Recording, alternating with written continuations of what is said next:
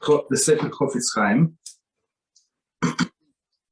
And I think it's a new topic.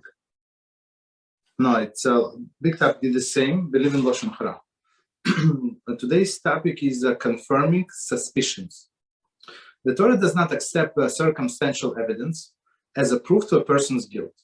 Thus, when one suspects an individual of improper behavior, he may not decide that his suspicions are correct, based on his personal reaction to accusations or other strange behavior that strongly point out to his guilt. Very interesting, right? So we say, let's read one more time and explain line by line. The Torah does not accept circumstantial evidence as a proof for a person's guilt. So what is a circumstantial evidence? Like, I think it's in Talmud, So they give us example. So you see somebody coming out of the house, you heard screams, person coming out of the house with a knife, with a bloody knife, his clothes are stained in blood. and he's very excited, and he's running away. So and you saw this person in front of the house, you saw him, he saw you, and that's it, right? So circumstantial evidence is that he's guilty, he's a killer, right? And that's what would be sufficient enough in a court of law. I think all of the countries. That's what I think, right? I mean, that's what I guess. but in a court of the Torah law, it's not, right? So since nobody saw him killing, I don't know, maybe he wrestled this knife from the killer, and he was trying to save the victim, and now he's running to get a doctor. How do you know? So basically, so circumstantial evidence are not accepted, right? And as an individual proper behavior. So meaning what?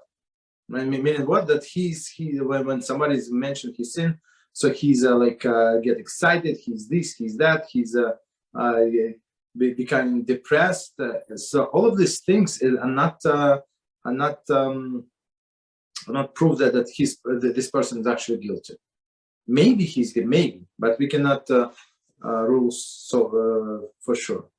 Nevertheless, if in addition to the circumstantial evidence, such as suspicions subsequently supported by someone else's claim to have actually witnessed the person engaged in such a behavior, one does not have a right to believe that suspicions are correct, that his suspicions are correct. So, okay, so they make the case even more interesting, right? So one more time, this piece. Nevertheless, if in addition to circumstantial evidence, right? So you saw this how this person about whom people are talking about, how he behaves, right? How he reacts when other people ask him a question about what was said about him, right?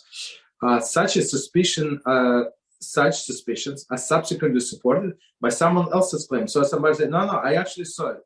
I was there, right? To have actually witnessed the person engaged in such a behavior, one does not have a right to believe that that his suspicions are correct.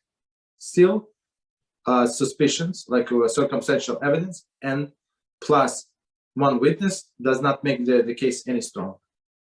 So some people compulsive liars. I know few people like that. They would lie, and if not. Yeah, and if they would be caught lying, they pretend that nothing happened, and they move on to the different subject, right? So, just because one person say, we don't believe him. However, to whatever degree possible, the listener is still obligated to judge the perpetrator favorably, if it's possible, right? He must seek to understand his motives and should not swift to condemn him. So many times you just can come over to the person, just ask him what actually happened. Please tell me. I'm not judging. I just want to know, right? That's it. Moreover, one may not pass on the information without fulfilling the preconditions for relating negative information for a constructive purpose. Okay. So we stop here. So of course, even has the suspicions. Of course, if it's he can do his investigation, but to pass on, not allowed. Okay. Just stop here.